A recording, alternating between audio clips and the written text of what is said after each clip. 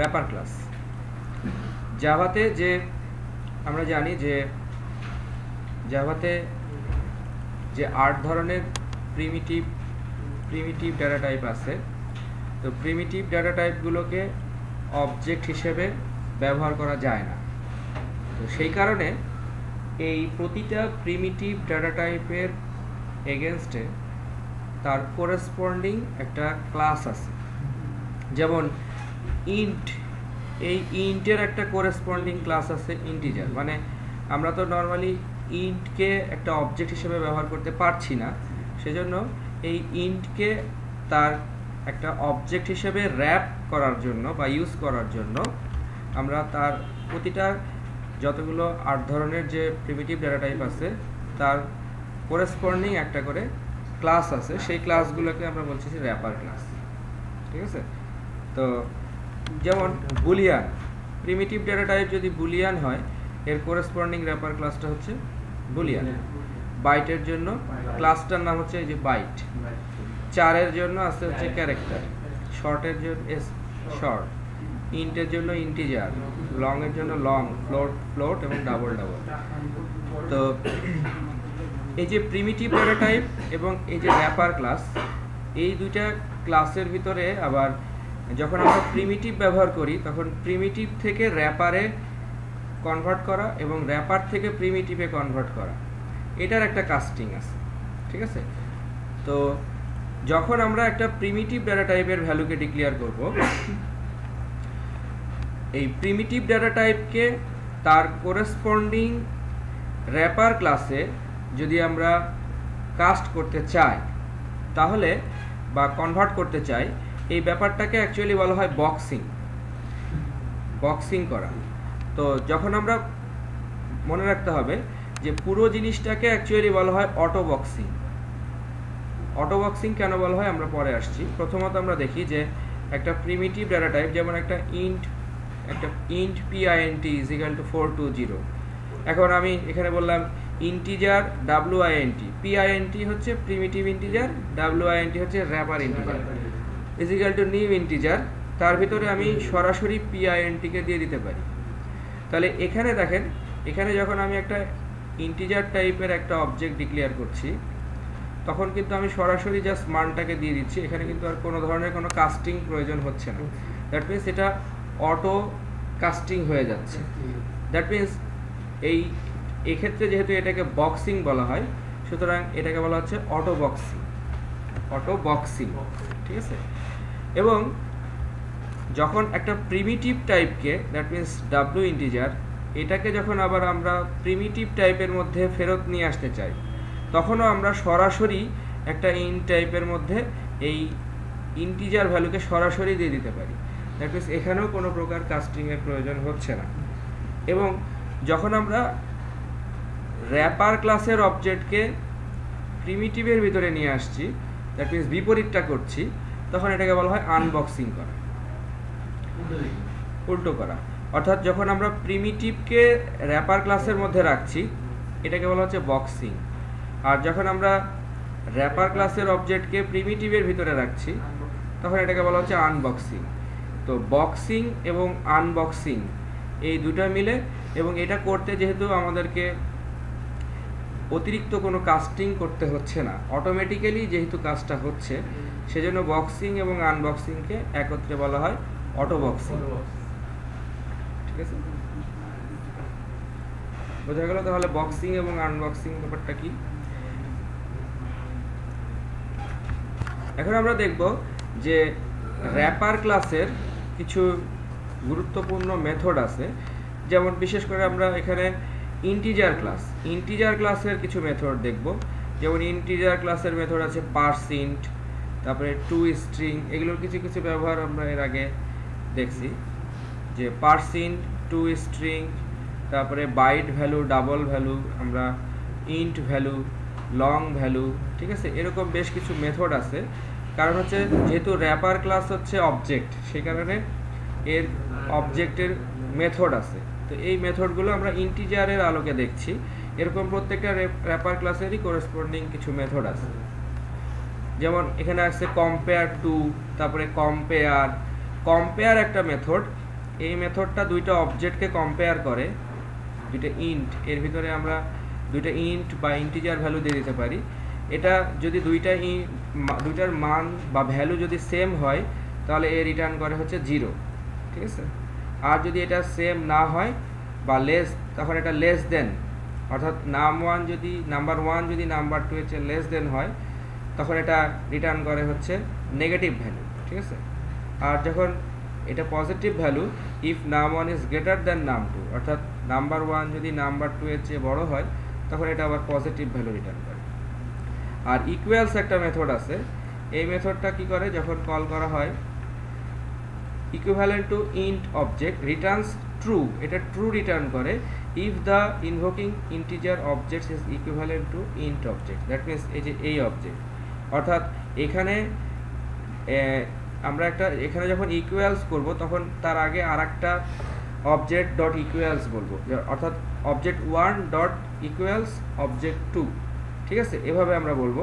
তো অবজেক্ট 1 এবং অবজেক্ট 2 যদি এটা একই অবজেক্ট হয় বা একই অবজেক্টের রেফারেন্স আমরা দেখছিলাম যে ওই স্ট্রিংয়ের ক্ষেত্রে আমরা চেক করছিলাম, ঠিক আছে, তো তখন তারা এটা ট্রু রিটার্ন করবে দুইটা যদি একই অবজেক্টের রেফারেন্স হয়, আর যদি একই অবজেক্টের রেফারেন্স না হয় তাহলে ফলস রিটার্ন করবে।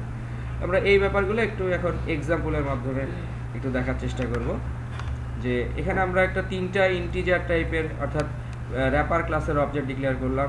একটা হচ্ছে ইন্ট অবজেক্ট 1, অবজেক্ট 2, অবজেক্ট 3। এই অবজেক্ট 1 এবং অবজেক্ট 2 এর ভিতরে আমরা দেখলাম যে ইন্টিজারের ভিতরে এই ইন্টিজার যে ক্লাসটা আছে এই ক্লাসের ভিতরে আমরা ইন্টিজার মানও পাঠাতে পারি, আবার স্ট্রিং মানও পাঠাতে পারি। কিভাবে পাঠাতে পারি, কেন পাঠাতে পারি, এই ব্যাপারটা আমাদের কাছে পরিষ্কার হবে ওই কনস্ট্রাক্টর কনসেপ্ট, কনস্ট্রাক্টর ওভারলোডিং ব্যাপারটা মনে আছে, যে ইন্টিজার ক্লাসে কনস্ট্রাক্টরটা ওভারলোডের অবস্থায় আছে।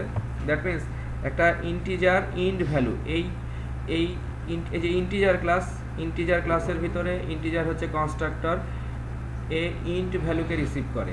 আবার আরেকটা কনস্ট্রাক্টর সেম নামে আছে যে আবার স্ট্রিং টাইপের ভ্যালুকে রিসিভ করতে পারে, ঠিক আছে। তো এটা আবার স্ট্রিং ভ্যালুটাকে আবার পার্সেন্টে কনভার্ট করে সেই ভ্যালুটা ডেসিমালে পার্সেন্টে কনভার্ট করে সেই ভ্যালুটা রিটার্ন করে। আর ইন্ট ভ্যালু তো সরাসরি ভ্যালু রিটার্ন করতে পারে। তো ইন্টিজার ক্লাসের ভিতরে ইন্টিজার ক্লাসের কনস্ট্রাক্টর ওভারলোডেড অবস্থায় আছে, কনস্ট্রাক্টর ওভারলোডিং, ওকে।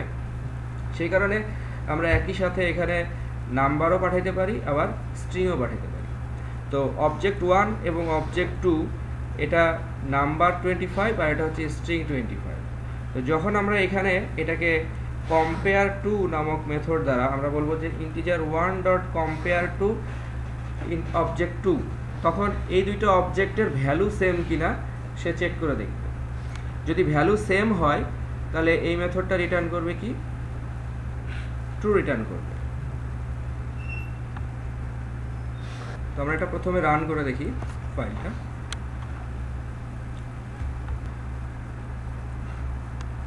আচ্ছা, কম্পেয়ার টু মেথড যদি দুইটা অবজেক্ট সেম রেফারেন্সের হয় তাহলে এটা হচ্ছে 0 রিটার্ন করবে। এই যে এখানে আমরা দেখলাম যে কম্পেয়ার টু মেথড কি করবে, যে returns 0 if the values are equal, value যদি ইকুয়াল হয় তাহলে 0 রিটার্ন করবে। তো অবজেক্ট 1 এবং অবজেক্ট 2 এই দুইটার ভ্যালু কি সেম ছিল, সেজন্য এরা কি রিটার্ন করবে, ট্রু রিটার্ন করবে। কিন্তু অবজেক্ট 1 এর সাথে যদি আমি অবজেক্ট 3 এর কম্পেয়ার করি তাহলে এটা হচ্ছে 25 আর এটা হচ্ছে 35। তখন 25 যদি ছোট হয়, দ্যাট মিনস অবজেক্ট 1 যদি ছোট হয় তাহলে সে রিটার্ন করবে হচ্ছে -1, ঠিক আছে। এটাকে যদি আমরা প্রথমে রাখি আর এটাকে যদি আমরা এইখানে রাখি যে অবজেক্ট 3 ডট ইকুয়ালস অবজেক্ট 1, এটাকে যদি আমরা আগে রাখি তাহলে এটা আবার রিটার্ন করবে হচ্ছে পজিটিভ মান, এটা পজিটিভ মান রিটার্ন করছে। অর্থাৎ যাকে আমরা আগে রাখবো সে যদি ছোট হয় তাহলে -1 রিটার্ন করবে, আর যাকে আমরা আগে রাখবো সে যদি এর চেয়ে বড় হয় তাহলে পজিটিভ মান রিটার্ন করবে, ঠিক আছে। আর নর্মালি এটা হচ্ছে কম্পেয়ার টু, যদি দুইটা অবজেক্ট সমান হয় তাহলে সে রিটার্ন করবে হচ্ছে 0, ঠিক আছে। তো আমরা কম্পেয়ার টু হচ্ছে এই ইন্টিজার ক্লাসের একটা মেথড। এরপরে আমরা দেখব ইকুয়ালস। ইকুয়ালস মেথডটা কি রিটার্ন করবে, যে এখন এইটা এবং এইটা যদি সেম অবজেক্ট হয়, ইকুয়ালস মেথড রিটার্ন করবে কি ট্রু। কারণ হচ্ছে অর্থাৎ এই দুটো অবজেক্ট সেম হবে। আমরা গতদিন দেখছিলাম যে যদি একই সাথে এটা যদি এটার ভ্যালু যদি সেম হয় তাহলে কেবলমাত্র ইকুয়ালস মেথডটা কি রিটার্ন করতে পারে, ট্রু রিটার্ন করতে পারে। আর 1 এর সাথে যদি আমরা 3 এর কম্পেয়ার করি, এদের ভ্যালু যেহেতু আলাদা, সুতরাং অবজেক্ট 1 এর সাথে অবজেক্ট 3 কম্পেয়ার করলে এটা ফলস রিটার্ন করবে। তাহলে ইকুয়ালস মেথড রিটার্ন করে ট্রু ফলস, আর কম্পেয়ার টু মেথড রিটার্ন করে ইন্টিজার। ঠিক আছে, ইন্টিজার মান রিটার্ন। এরপরে আমরা দেখব যে একটা ফ্লোট টাইপের ফ্লোট 2.25 ফ্লোট, আবার এইখানে ফ্লোট 1 আর ফ্লোট 3 আবার 2.25, এটা স্ট্রিংয়ে দেওয়া হয়েছে, এটাও আবার না মানে ইয়াতে ফ্লোটে দেওয়া হয়েছে। তো 1 এর সাথে যখন আমরা 3 এর কম্পেয়ার করব, যখন আমরা কম্পেয়ার করব f1 এর সাথে f2, তখন এটা কি রিটার্ন করবে, f1 এর সাথে f2, যদি f1 যদি ছোট হয় তাহলে f1 এর সাথে আমরা f1 ছোট, তাহলে কি রিটার্ন করবে, এটা -1 রিটার্ন করবে। আর যদি f1 এর সাথে f3, এই দুটো যেহেতু সেম, সুতরাং এটা কি রিটার্ন করছে, 0 রিটার্ন করছে। আর আমরা যদি f2 কে আগে রেখে f1 কে পরে রাখতাম, তাহলে এটা আবার +1 রিটার্ন করত। ঠিক আছে। আর নর্মালি যদি আমরা একটা ফ্লোটের সাথে যদি একটা ভ্যালুকে যোগ করতে যাই, যেমন f1 হচ্ছে একটা ফ্লোট, এই ফ্লোটের সাথে যদি আমরা ইন্টিজারকে রিটার্ন করতে চাই, যেমন int অবজেক্ট 1, এই অবজেক্টটা হচ্ছে কি টাইপের, ইন্টিজার। ঠিক আছে। আর f1টা কি, ফ্লোট। তো আমরা যখন ফ্লোটের সাথে একটা ইন্টিজারকে যোগ করে রেজাল্টেন্ট ভ্যালুটা যদি ফ্লোট হিসেবে চাই, তাহলে আমরা এখানে ইন্টিজার ডট ফ্লোট ভ্যালু, এটা একটা মেথড। তো ইন্টিজার ডট ফ্লোট ভ্যালু, তখন সে যদি এটার মান হয় যদি 25, তাহলে সে এখানে আমাকে রিটার্ন করবে 25.0, ফ্লোট ভ্যালু হলে 25.0। তার সাথে এই f1 দ্যাট মিনস 2.25 এটা যোগ করে রেজাল্টেড ভ্যালুটা কি আসলো, 27.25। অর্থাৎ আমরা যদি ইন্টিজারের সাথে ফ্লোটের কোনো যোগ বিয়োগের কাজ করতে চাই এবং রেজাল্টেড ভ্যালুটা কিভাবে রাখবো সেটার উপর ডিপেন্ড করবে যে এটা আমরা কিভাবে রাখবো। ঠিক আছে। এরপরে আমরা দেখব যে ইন্টিজার আরেকটা মেথড আছে ভ্যালু অফ। এই ভ্যালু অফ মেথডটা দ্বারা আমরা হচ্ছে নর্মালি ভ্যালু অফ মেথডটার কাজ হচ্ছে যে ভ্যালু অফের ভিতরে যে আমরা স্ট্রিং মানটা পাঠাবো, সেই স্ট্রিং মানটাকে সে ইন্টিজারে কনভার্ট করে রেজাল্টটা দিবে। তো যদি আমরা ভ্যালু অফের মধ্যে আরেকটা প্যারামিটার পাঠাই, তো ভ্যালু অফের মধ্যে এই ভ্যালু অফ মেথড যেটা দেখা যাচ্ছে, তাহলে ভ্যালু অফ মেথডেরও আবার প্রকারভেদ আছে, মানে দ্যাট মিনস এটা ভ্যালু অফ মেথডটাও কি অবস্থায় আছে, ওভারলোডেড অবস্থায় আছে। কারণ ভ্যালু অফ মেথডটার বিভিন্ন রূপ আমরা দেখতে পাচ্ছি। প্রথমটার মধ্যে আমরা দেখতে পাচ্ছি শুধু সে একটাই প্যারামিটার রিসিভ করছে, এখানে দেখতে পাচ্ছি যে স্ট্রিং এবং নাম্বার রিসিভ করছে, এটাও আবার কি রিসিভ করছে, স্ট্রিং এবং নাম্বার রিসিভ করছে। তো যখন আমরা ভ্যালু অফ বলবো, তখন সে এই নাম্বারটাকে মূলত ডেসিমালে রিটার্ন করবে। ডেসিমাল মানে যেই নাম 10 বেস যে নাম্বারটা, যেটা আমরা নর্মালি দেখি, ন্যাচারালি যেটা দেখি, এটা হচ্ছে 10 বেস নাম্বার। আর যদি আমরা হচ্ছে এটাকে 2 দেই, তাহলে এই নাম্বারটাকে সে বাইনারি হিসেবে রিসিভ করবে, আর যদি আমরা এই নাম্বার এখানে 16 দেই, তাহলে এই নাম্বারটাকে সে হেক্সাডেসিমালে রিসিভ করবে। এভাবে যদি আমরা 8 দেই, তাহলে এটা সে অক্টালে রিটার্ন করবে। ঠিক আছে, অক্টাল, 8 অক্টাল। তো আমরা দেখি যে এই 1101 এটাকে সে অ্যাকচুয়ালি বাইনারিতে রিসিভ করে তার একটা ইন্টিজার মান দিবে। তো প্রথমটার ক্ষেত্রে আমরা দেখতে পাচ্ছি যে এটাকে সরাসরি ইন্টিজারে নিয়ে আসছে ভ্যালু অফ। আর 11011 এটা হচ্ছে 27 এর বাইনারি নাম্বার ছিল, তো এটা এখান থেকে সে ডেসিমাল নাম্বারটা রিটার্ন করছে। আর ডি, এটাকে যখন আমরা অক্টালে রিটার্ন করছি, তখন ডি মানে হচ্ছে 13, মানে 0 থেকে 9 তো 9, তারপরে এ বি সি ডি 10 11 12 13, তাহলে ডি এর মান কত হয়, 13। ঠিক আছে, তো ডি এর মানটা রিটার্ন করছে। এই মানগুলো আমরা দেখতে পাচ্ছি। এবং ফাইনালি এখানে আরেকটা জিনিস আছে যে integer dot to hex string, তার ভিতরে যদি আমরা হচ্ছে ইন্ট র্যাপারকে দিয়ে দেই, তার মানে হচ্ছে আমরা ইন্ট র্যাপার মানে প্রথম মানটা ছিল হচ্ছে এইটা 1 2 3 4 5, এই 1 2 3 4 5কে যদি আমি হেক্সাডেসিমালে আনতে চাই, তাহলে তখন ওই 1 2 3 4 5 এর হেক্সাডেসিমাল মান হচ্ছে এইটা। অর্থাৎ আমি ইন্টিজার থেকে কিভাবে হেক্সাডেসিমালে কনভার্ট করব, তখন হচ্ছে 2 হেক্স স্ট্রিং। আর ইন্টিজার থেকে যদি আমি বাইনারিতে কনভার্ট করতে চাই, যেমন এই ইন্টিজারটার মান ছিল হচ্ছে কত, এইটা এখানে দেওয়া হয়েছে হচ্ছে এই যে র্যাপার 2, দ্যাট মিনস এই মানটাকে দেওয়া হয়েছে। এই মানটাকে দেওয়ার ফলে আমরা ওই আবার তাহলে আগের ইয়াটা পাবো, দ্যাট মিনস এই বাইনারিটা পাবো, যেটা দ্যাট মিনস প্রথমে আমরা কি করলাম, বাইনারি হিসেবে নিয়ে ওইটাকে ইয়াতে ডেসিমালে প্রিন্ট দিলাম, আর এরপরে আমরা হচ্ছে ওই ডেসিমালটাকে আবার দিয়ে দিলাম, সেটার আবার বাইনারি রিটার্ন দিলাম। তো এটা হচ্ছে integer dot two binary string.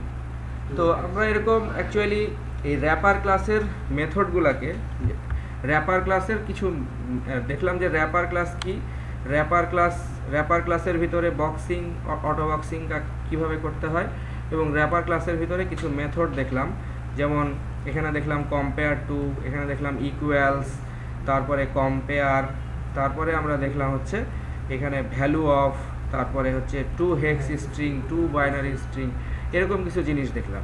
এখন আমরা এই র্যাপার ক্লাসের মধ্যে চলে যাই।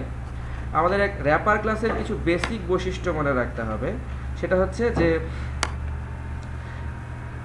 র্যাপার ক্লাসগুলো, যতগুলো র্যাপার ক্লাস আছে, দ্যাট মিনস আমরা এখানে যতগুলো র্যাপার ক্লাসের লিস্ট দেখলাম, 8টা র্যাপার ক্লাস আছে, 8টা বাইনারির এগেনস্টে 8টা র্যাপার ক্লাস আছে। প্রত্যেকটা র্যাপার ক্লাস হচ্ছে ফাইনাল, প্রত্যেকটা র্যাপার ক্লাস হচ্ছে ফাইনাল। তো একটা ক্লাস যখন ফাইনাল হয়, এটা একটা নন অ্যাক্সেস মডিফায়ার, একটা ক্লাস যখন ফাইনাল হয় তখন কি হয়, অর্থাৎ একটা ক্লাসের আগে যদি ফাইনাল ব্যবহার করা হয় তাহলে কি হয়, সেটা হচ্ছে ভেরিয়েবলের ক্ষেত্রে। একটা ভেরিয়েবলের আগে যখন আমরা ফাইনাল লাগাই, তখন ওই ভেরিয়েবলের মানকে চেঞ্জ করা যায় না, কিন্তু ক্লাসের তো কোনো মান নাই। তো ক্লাসের আগে যদি ফাইনাল বসে তাহলে কি হয়, তাহলে ওই ক্লাসের আর কোনো সাব ক্লাস তৈরি হয় না, দ্যাট মিনস ওই ক্লাসকে আর কেউ এক্সটেন্ড করতে পারে না। একটা ক্লাসের আগে যখন ফাইনাল বসে তখন ওই ক্লাসকে অন্য কোনো ক্লাস এক্সটেন্ড করতে পারে না, দ্যাট মিনস ওই ক্লাসের আর কোনো চাইল্ড ক্লাস থাকে না। ঠিক আছে, তো এটা হচ্ছে সমস্ত র্যাপার ক্লাসের বৈশিষ্ট্য।